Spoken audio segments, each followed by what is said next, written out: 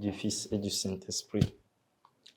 Viens, Esprit Saint, illuminer nos cœurs, nos intelligences pour pouvoir poursuivre notre marche sur le chemin de la vie parfaite. Nous te le demandons, toi qui vis et règnes pour les siècles des siècles. Amen. Évangile de Jésus-Christ selon saint Luc. En ce temps-là, Jésus disait aux foules, « Quand vous voyez un nuage monter au couchant, vous dites aussitôt qu'il va pleuvoir, et c'est ce qui arrive. Et quand vous voyez souffler le vent du sud, vous dites qu'il fera une chaleur torride, et cela arrive. Hypocrite, vous avez interprété l'aspect de la terre et du ciel, mais ce moment-ci, pourquoi ne savez-vous pas l'interpréter? Et pourquoi aussi ne jugez-vous pas par vous-même ce qui est juste?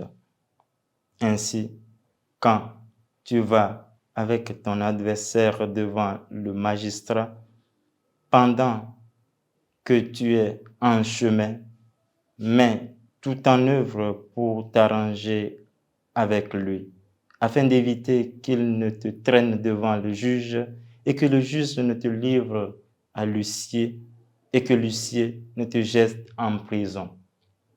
Je te le dis, tu n'en sortiras pas avant d'avoir payé jusqu'au dernier centime. Acclamons la parole de Dieu. Louange à toi, Seigneur Jésus. Dans l'évangile d'aujourd'hui, Jésus reproche à ses contemporains de savoir lire les signes météorologiques, les signes naturels, interpréter la nature, mais ils sont incapables de déchiffrer, de scruter les signes des temps, les signes du Christ, c'est-à-dire les signes de Dieu. Voilà le reproche que Jésus donne à ses contemporains. À partir du constat du Christ, il exhorte à discerner, au discernement des événements de notre temps pour déceler les signes véritables de Dieu.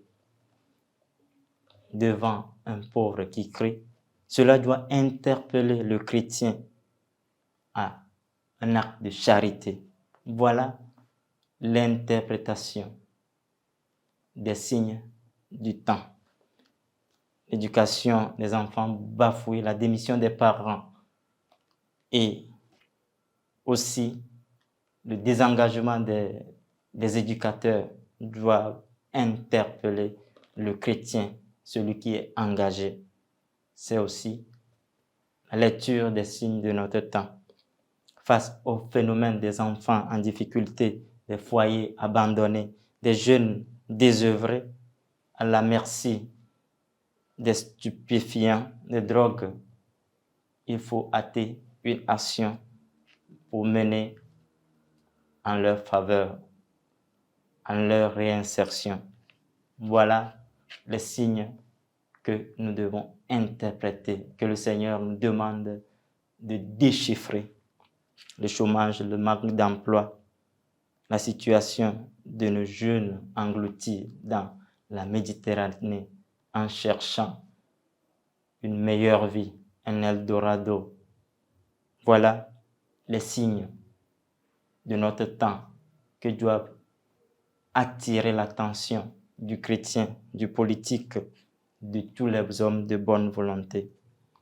C'est pourquoi le Concile Vatican II nous interpelle en ce temps en disant les joies et les espoirs, la tristesse et les angoisses des hommes de ce temps, de ceux qui souffrent, des pauvres, sont aussi les joies et les espoirs, les angoisses des disciples du Christ.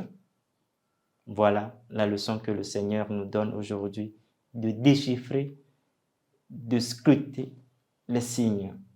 Le meilleur signe, c'est le signe de Dieu, le véritable signe qui conduit à être relevé, à ressusciter. Que le Seigneur nous octroie ce grand cœur, cet esprit éveillé pour déchiffrer, déceler les vrais signes, pour projeter avant que les événements derniers ne se produisent. Loué soit Jésus-Christ. Au nom du Père et du Fils et du Saint-Esprit. Amen.